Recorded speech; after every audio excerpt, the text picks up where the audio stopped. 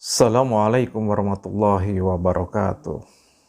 Halo, masih bersama saya Asmara yang ada ciptonya.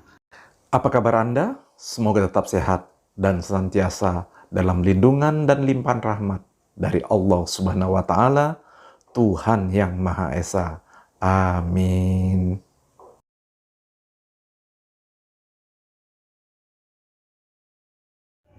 Nanti dikatakan peristiwa terbelahnya bulan.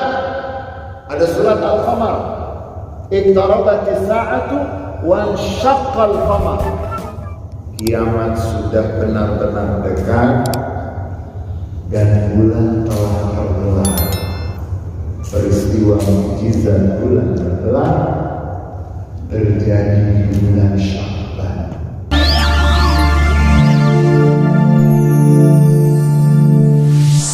Bismillahirrahmanirrahim. Assalamualaikum warahmatullahi wabarakatuh. Alhamdulillah, wassalatu wassalamu ala nabiyyina wa rasulina wa imamina wa hujjatina wa maulana Muhammad rasulillah wa ala alihi wa ashabihi wa man tabi'a hudahu wa wala wa la haula wa la quwwata illa billah. Puja dan puji syukur senantiasa kita haturkan kepada Allah Subhanahu wa Ta'ala. Salawat dan salam untuk Nabi Muhammad SAW, untuk keluarga beliau, para sahabat beliau, dan seluruh hidup beliau yang setia sampai akhir masa. Saudara-saudara hadirin dan hadirat jamaah Masjid Agung Sunda Kelapa, mudah-mudahan semua berlimpah keberkahan dari Allah Subhanahu wa Ta'ala dan seluruh pendengar yang mengikuti radio Masjid Agung Sunda Kelapa, mudah-mudahan semua berlimpah keberkahan dari Allah Subhanahu wa Ta'ala. Malam hari ini adalah bagian dari malam-malam bulan Sya'ban. Malam-malam bulan Sya'ban, malam yang semestinya kita jangan sampai lalai tidak memanfaatkan malam-malam dan hari-hari di bulan Sya'ban yang Nabi Muhammad Sallallahu Alaihi Wasallam sebagaimana yang diriwayatkan bahwa beliau Nabi Muhammad Sallallahu Alaihi Wasallam tidak pernah berpuasa sunnah sebanyak di bulan Sya'ban.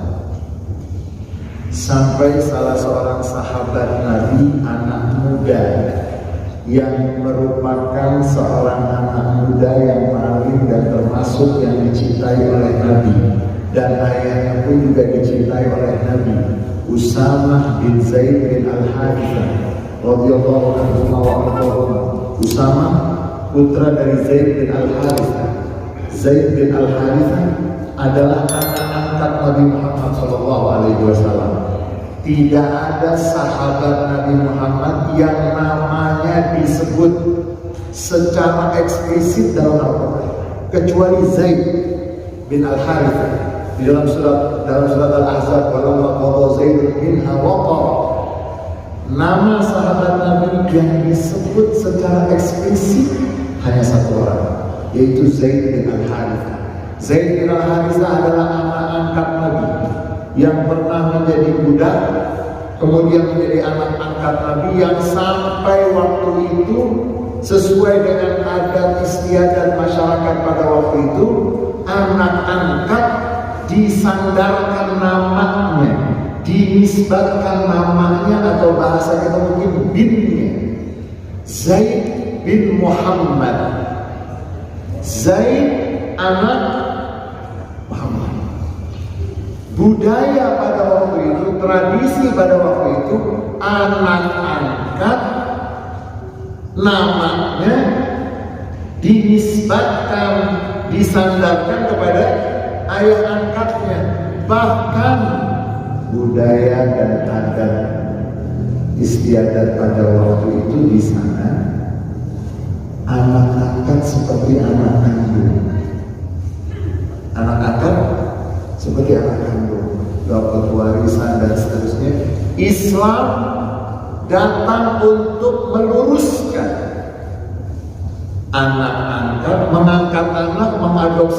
silahkan. Namun jangan sampai sama anak adopsi, anak angkat dengan anak kandung. Maksudnya bagaimana? Perhatian wajib, bagus perhatian. Namun nanti ada hak warisan. Kemudian nanti ada namanya mahram. Boleh nikah, tidak boleh nikah, batal wudhu, tidak batal wudhu. Itu diatur. Zaid bin Al-Harithah radhiyallahu anhu Allah sudah bersama Nabi lama, bukan baru. Bahkan dikatakan termasuk yang pertama-tama masuk Islam setelah Siti Khadijah radhiyallahu anha wa ardaha. Siti Khadijah, Sayyidina Abu Bakar Siddiq radhiyallahu anhu wa ardaha. Kemudian Zaid bin Al-Harithah yang menemani Nabi, yang bersama Nabi bukan baru. Ketika Nabi Muhammad berangkat menuju ke Taif, hijrah ke Taif, Nabi bersama siapa? Zaid bin Al-Harithah radhiyallahu anhu arda. Ketika Nabi Muhammad berangkat menuju ke Taif, beliau yang menemani Nabi Muhammad sallallahu alaihi wasallam. Dilempari batu, dicaci maki, dikatakan gila, diusir sampai lari penuh dengan lemparan batu yang membuat luka-luka jasad Rasulullah SAW. Sampailah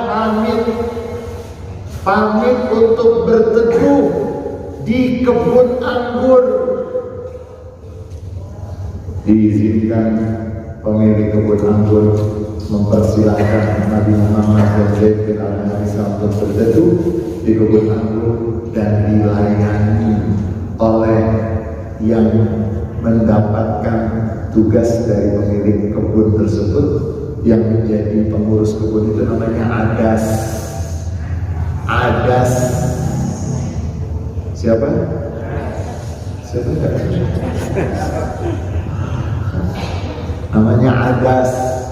Nabi Muhammad dibawakan anggur, Nabi Muhammad diberikan hidangan. Kemudian karena Adas menyampaikan kepada majikannya pemilik kebun, itu ada 2 orang kelelahan, kita harus bantu, boleh nggak diajak masuk, boleh nggak berteduh, silakan itu masuk.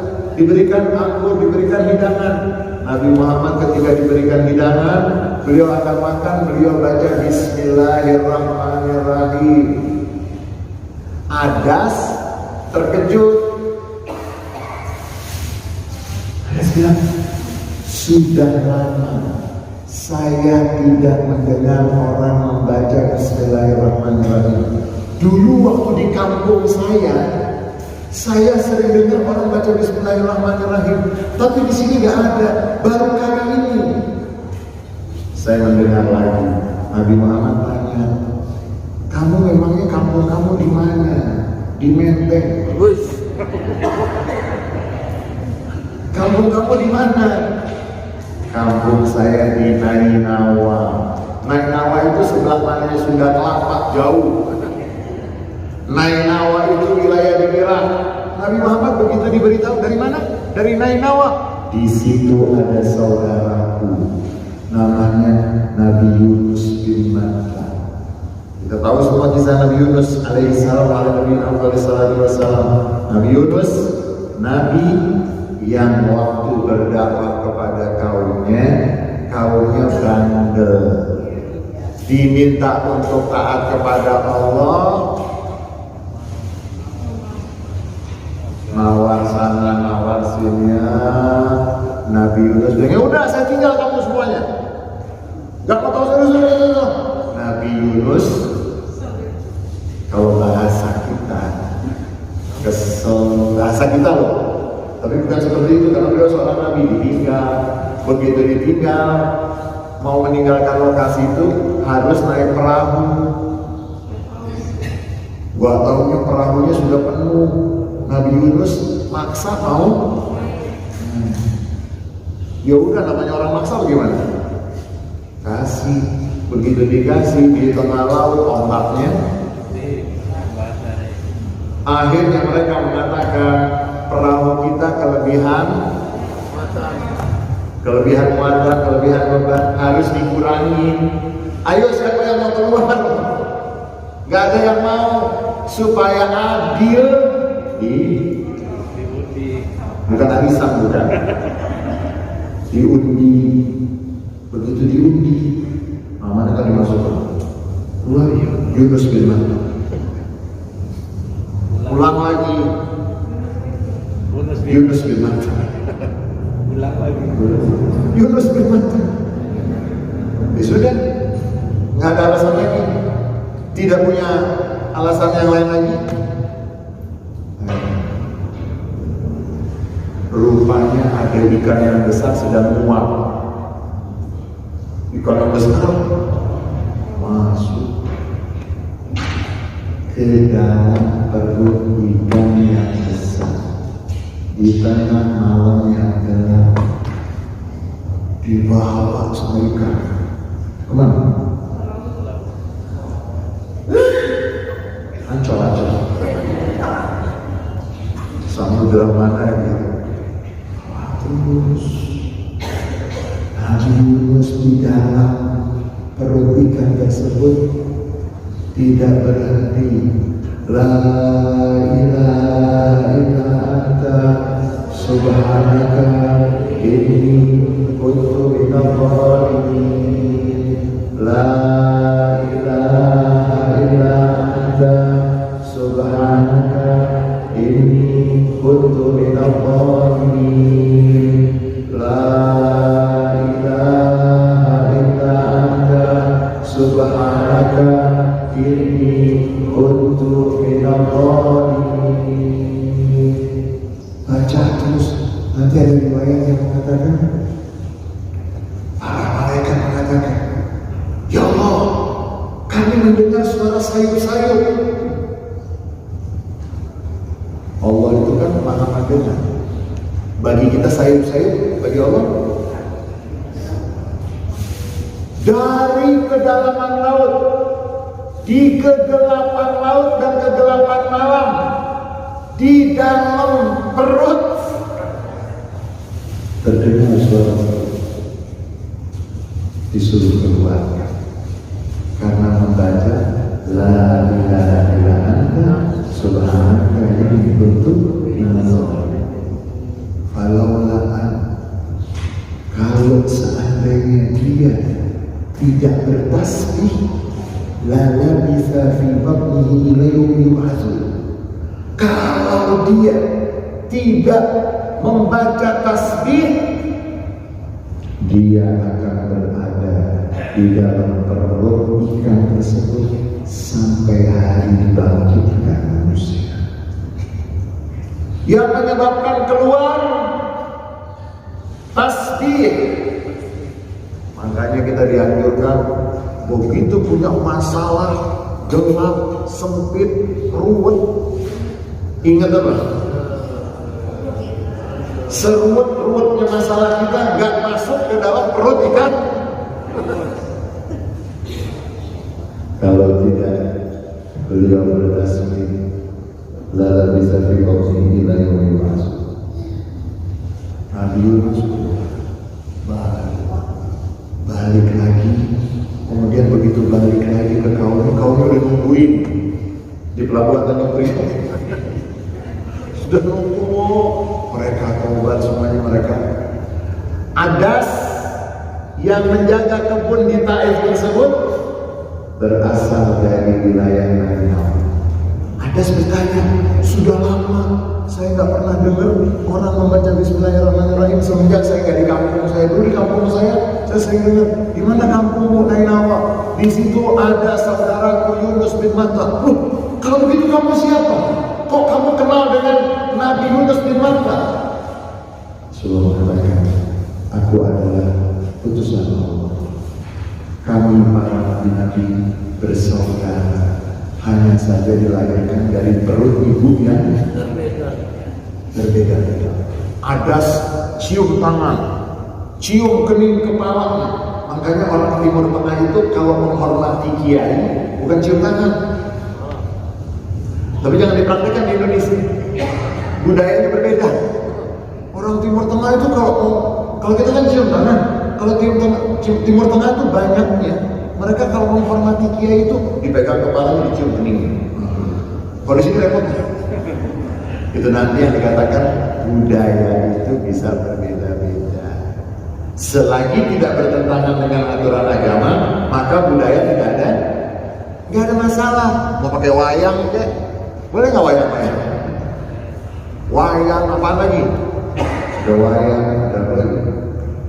Pokoknya budaya-budaya selagi isinya yang ditampilkan dan dilakukan tidak bertentangan itu singkatnya ada masuk Islam. Setelah itu Nabi Muhammad pulang ke Mekah. Yang namanya Nabi Muhammad siapa tadi? Zaid bin Al-Harith. Zaid bin Al-Harith dekat sekali dengan Rasulullah dan Nabi Zaid punya anak laki-laki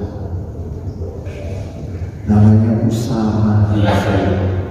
Usama bin Zaid pimpinan, kalau bahasa kita mungkin komandan tentara yang paling muda yang pernah ditugaskan oleh Nabi sebelum Nabi Muhammad wafat.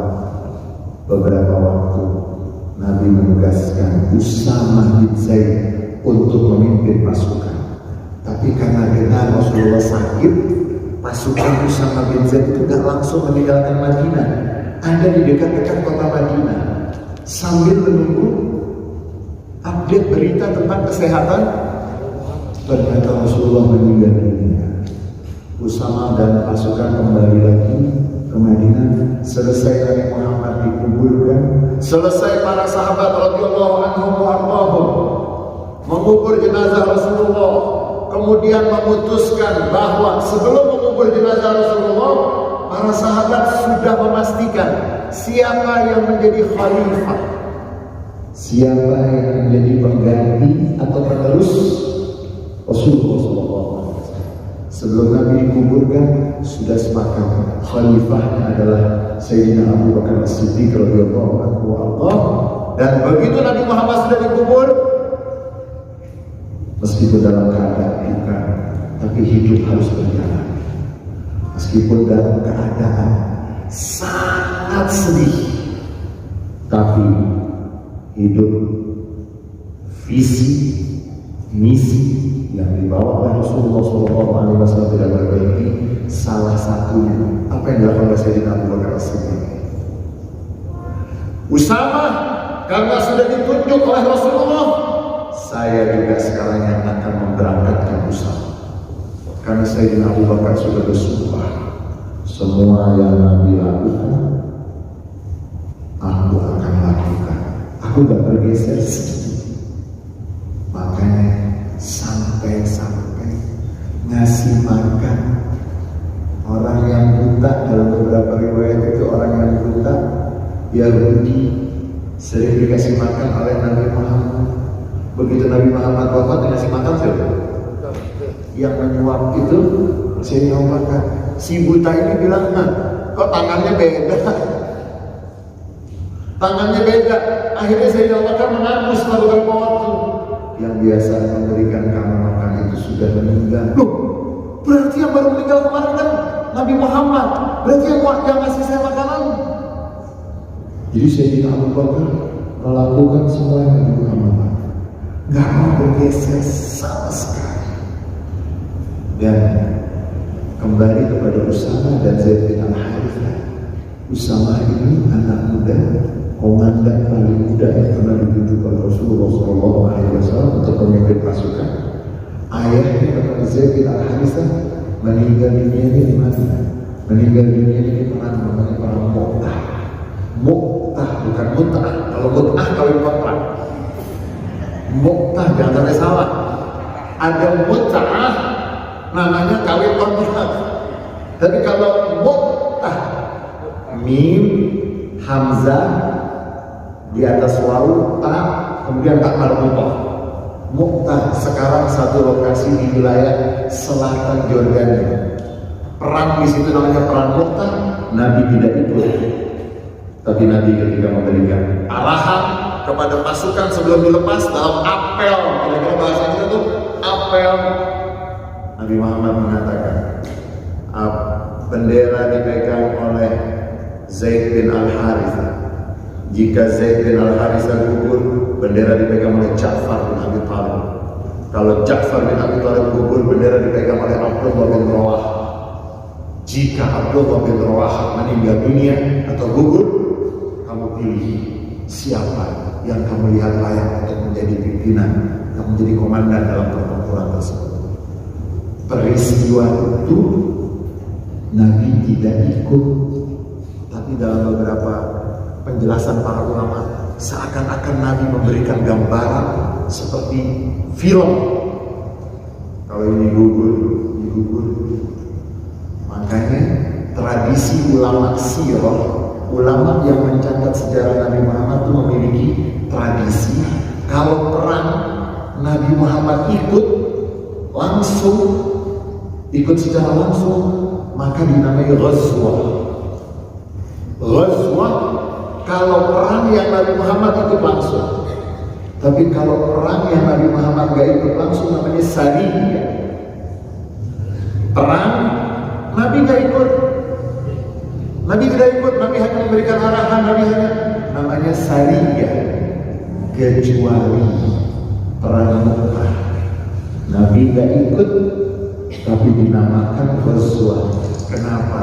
Karena Nabi sudah menjelaskan kalau ini wafat berarti seakan-akan Nabi.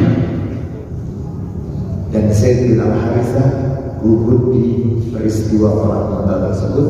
Putranya bernama Usama bin Zaid.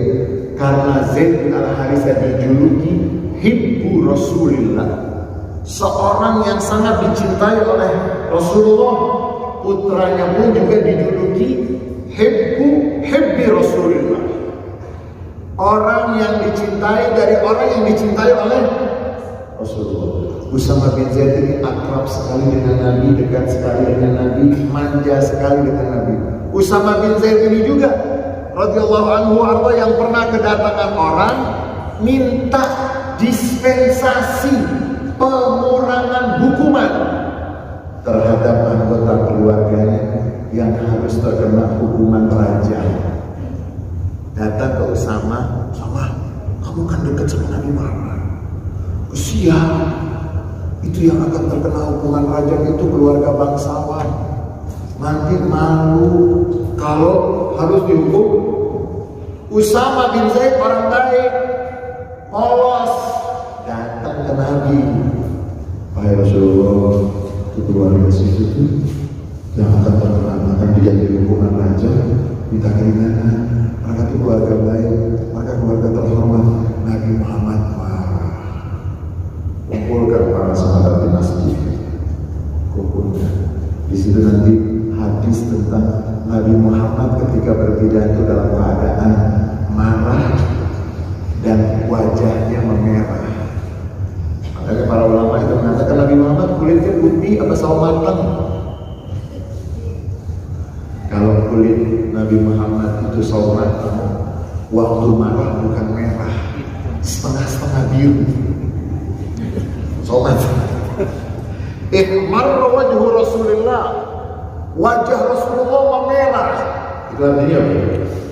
Kulitnya Rasulullah meminta dikumpulkan semua. Kalau beliau berpidato, beliau mengatakan, inilah yang menyebabkan umat-umat terdahulu dikutuk oleh Allah. Kalau yang melakukan kesalahan rakyat jelata, hukumannya tajam. Tapi kalau yang melakukan bangsawan, pura-pura tunggul, bukan tunggul. Inilah kata Nabi yang membuat umat terdahulu dikutuk. Lau anna Fatimah binti Muhammadin saraqat laqattu yadaha. Seandainya Fatimah putri Muhammad Rasulullah mencuri, aku Muhammad ayahnya yang akan langsung memotong. Usama bin Zaid dekat sekali dengan Nabi, dicintai sekali dengan Nabi. Tetapi Nabi Muhammad ketika yang terkait dengan hukum, Nabi nggak main-main.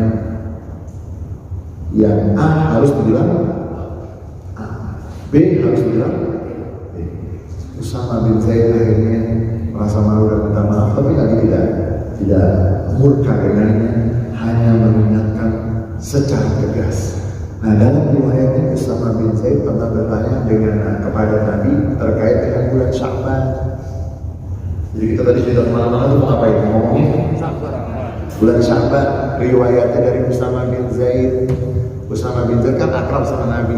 Ya Rasulullah, ma lana la naraka tasumu fi syahrin misal ma tasumu fi syahri Sya'ban. Wahai Rasulullah, kayaknya kami tidak pernah melihat engkau berpuasa sebanyak puasamu di bulan Sya'ban. Kenapa wahai Rasulullah? Kalau kita puasa paling bulan apa ya? Bodoh. Minta surga paling tinggi, puasa cuma Ramadan, dan setiap puasa bulan Ramadan nanya lebarannya kapan? Apa umat akhir zaman disayang. Anak paling kecil biasanya gimana? Anak paling kecil biasanya gimana? Manja kan? Jangan-jangan kita juga umat yang, wahai Rasulullah, kami gak pernah melihat kau puasa sebanyak puasamu di bulan Sya'ban. Rasulullah SAW mengatakan, ya Rasulullah, di bulan Sya'ban ini syahrul yadkhulun nas, bulan yang banyak manusia lalai. Kenapa lalai? Syahrul yadkhulun nas, bulan yang banyak manusia lalai darinya. Syahrul turfa'u fihi amal, di bulan itu adalah waktu dilaporkannya catatan amal tahunan. Aku ingin, kata Rasulullah SAW, ketika catatan amalku dilaporkan, status aku dalam keadaan berpuasa. Kita mau mengetahui bulan yang banyak manusia lalai dari bulan Sya'ban. Nanti dikatakan oleh Imam Ibnu Rajab Al-Hambali, kenapa Nabi Muhammad mengatakan bulan Sya'ban bulan yang banyak manusia lalai, gak peduli dengan bulan Sya'ban? Karena dia dihimpit oleh dua bulan yang hebat. Satu Syahrul Haram, yang satu lagi Syahrul Siyam. Dia dihimpit, nih kira-kira ini bulan Sya'ban, ini bulan Rajab, ini bulan Ramadan. Dia dihimpit oleh dua bulan. Yang satu Syahrul Muharram, Syahrul Haram, bulan haram. Syahrul Rajab Al-Haram, bulan Rajab dan bulan haram. Yang satu lagi Syahrul Ramadan, Syahrul Siyam. Dia dihimpit. Yang sini banyak diperhatikan, yang sini juga, yang ini Nabi Muhammad SAW mengingatkan bahwa di bulan Sya'ban banyak yang lalai, bulan yang banyak manusia lalai ya. Makanya kita bersyukur malam hari ini kita ada di tempat ini, kita di dalam kesempatan ini, di masjid yang penuh dengan keberkahan ini. Mudah-mudahan ini menandakan kita. Kemudian Rasulullah SAW juga dikatakan di dalam beberapa riwayatnya, nanti riwayat yang sama itu juga dari Siti Aisyah radhiyallahu anha wa ardhaha, bahwa pada bulan Sya'ban innallaha yaktubu fihi ala kulli nafsin mayyitatin tilka sanah. Di bulan Sya'ban itu ditulis ajal. Ditulis ajal, tertulis siapa yang meninggal tahun itu. Fa uhibbu an ya'tiyani ajali wa ana sha'im. Kata Rasulullah, riwayat dari Siti Aisyah radhiyallahu anha wa ardhaha, Rasulullah banyak berpuasa di bulan Sya'ban. Kemudian ketika ditanya, "Qultu ya Rasulullah, ahabbu syuhri ilaika an tasummahu Sya'ban?" Wahai Rasulullah, bulan yang paling engkau sukai, engkau isi dengan berpuasa adalah bulan Sya'ban. Rasulullah mengatakan, sesungguhnya Allah menulis di bulan Sya'ban tersebut siapa yang akan meninggal dunia pada tahun itu. Aku ini ketika ajal datang, aku dalam keadaan berpuasa. Nabi Muhammad meninggal hari apa? Ada puasa? Senin? Makanya nanti ada hadis yang menjelaskan lagi, matal mar'u ala ma'asha alaihi. Seorang akan meninggal dunia tergantung kebiasaannya di waktu hidup. Kalau sering menyebarkan berita hoax, meninggalnya terus. Aku berpuasa Nabi Muhammad SAW di bulan Syaban. Di bulan Syaban itu ditulis siapa yang akan meninggal. Para ulama menjelaskan bahwa pada bulan Syaban yuktab fihi limanakil maut asma. Di bulan Syaban itu malaikat maut mendapatkan, kalau bahasa kita mungkin apa ya, nama-nama calon daerah, calon almarhum. Nama-nama diberikan lembaran, kalau bahasa kita mungkin nama-nama siapa yang akan meninggal dunia. Nah, Nabi Muhammad SAW berpuasa dan beliau mengatakan, aku mengharap kalau aku nanti aniyatiyani ajali wa ana shaim. Aku ingin ajalku datang, aku dalam keadaan berpuasa. Makanya dari mulai sekarang pastikan semua kegiatan kita sekarang lagi ngebarin berita gak jelas meninggal dunia, kesian kan?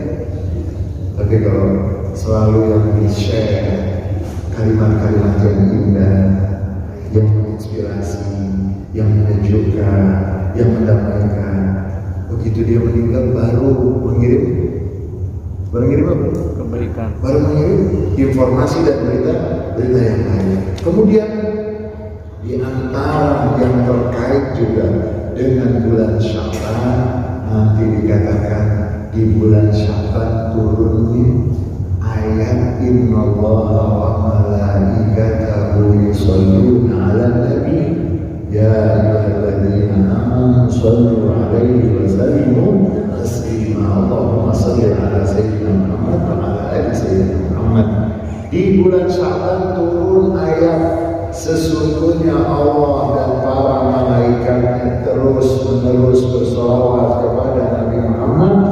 Hei orang-orang yang beriman, bersolawatlah kepada Nabi Muhammad dan sampaikanlah atau berikanlah salam kepada Nabi Muhammad. Sehingga ada ungkapan ulama yang mengatakan bulan Syaban bulan Rasulullah, karena di bulan Syaban turun ayat perintah untuk bersolawat kepada Rasulullah. Kemudian di bulan Syaban juga turun perintah arah kiblat, yang ketika Nabi hijrah sampai di Madinah, Nabi setiap sholat ketika di Madinah menghadap ke Baitul Maqdis selama belasan bulan. Ada yang mengatakan 13, ada yang mengatakan lebih. Selama di Madinah awal-awal hijrah tersebut, beliau menghadapnya ke Baitul Maqdis setiap sholat. Hati beliau, pikiran beliau ingin sekali kembali. Qad nara taqalluba wajhika fis sama. Turun ayat, kami senantiasa melihat engkau menengadahkan wajahmu ke langit. Falanwalliyannaka qiblatan tardhah, maka kami akan mengarahkanmu ke kiblat yang engkau sukai, wahai Muhammad. Sampai Siti Aisyah mengatakan, ya Rasulullah, wahai Rasulullah, kami selalu melihat sesuatu yang engkau sukai, Tuhan langsung memberikan kepadamu apa yang engkau sukai. Arah kiblat Baitul Maqdis. Nabi setiap kali sholat menengadahkan wajahnya ke atas. hatinya ingin sekali kembali turun di bulan Sya'ban. Perubahan arah kiblat di bulan Sya'ban, sehingga para ulama mengatakan, yang gak jelas arahnya dalam kehidupannya kalau udah datang bulan Sya'ban harus apa? Harus terarah. Pastikan yang kemarin-kemarin arah perjalanan hidupnya gak jelas, begitu datang bulan Sya'ban harus terarah sesuai dengan yang akan mendatangkan keridhaan dari Allah Subhanahu wa Ta'ala. Kemudian nanti dikatakan peristiwa terbelahnya bulan. Ada surat Al-Qamar, iqtarabatis sa'atu wa ansyaqqal qamar.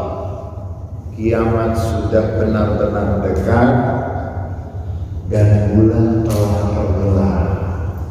Peristiwa mukjizat bulan terbelah terjadi di bulan Sya'ban, ketika orang-orang kafir Quraisy minta tanda, kalau engkau Nabi tunjukkan tandanya.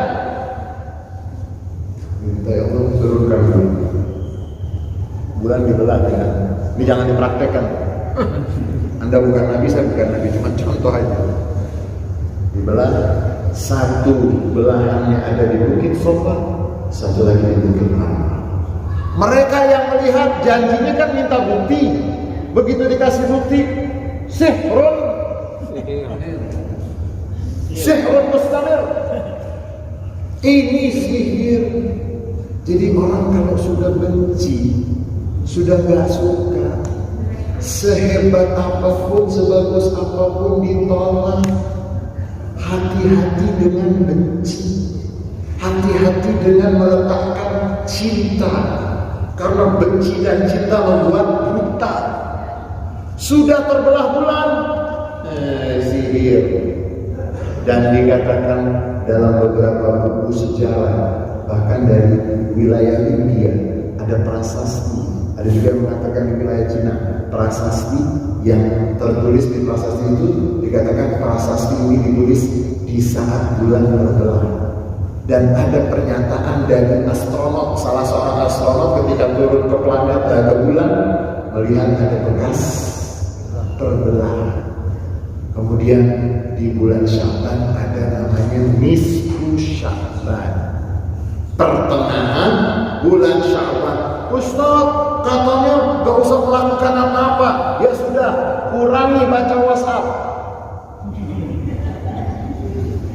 Kurangi. Yang dilakukan di Indonesia, di beberapa negara Islam, kalau malam nisfu Sya'ban ke masjid, ke musola. Tapi sekarang ikuti prokes, ke masjid, ke musola, ngapain? Sholat maghrib berjamaah, habis itu sholat sunnah, kemudian tambah baca surat Yasin 3 kali, masing-masing dengan niatnya. Ustaz, itu nggak ada, Nabi Muhammad nggak pernah melakukan itu. Sebentar, banyak yang Nabi Muhammad nggak pernah lakukan bukan berarti tidak boleh kita lakukan. Di antaranya adalah kantor urusan agama zaman Nabi nggak ada. Penghulu juga zaman Nabi. Hei penghulu, kamu semua bid'ah. Singkatnya, di malam nisfu Sya'ban banyak riwayat-riwayat yang bisa dipertanggungjawabkan bahwa malam itu adalah malam yang dikabulkan. Doa dari Abdullah bin Umar radhiyallahu anhuma, kemudian dari Abi Umamah dikatakan bahwa beliau Abdullah bin Umar ini seorang yang paling rigid di dalam meneladani Nabi Muhammad. Kalau pergi ke Mekah dari Madinah itu beliau selalu tanya, di mana saja Nabi Muhammad berhenti dan sholat. Oh, Nabi berhenti di sebelah situ, di kampung A. Di mana? Kampung itu ya. Di sebelah mana Nabi sholat? Itu selalu dulu. Nah, Abdullah bin Umar radhiyallahu anhu mengatakan khamsu layalin la yurad fihinna du'a. Ada 5 malam yang tidak akan ditolak doa.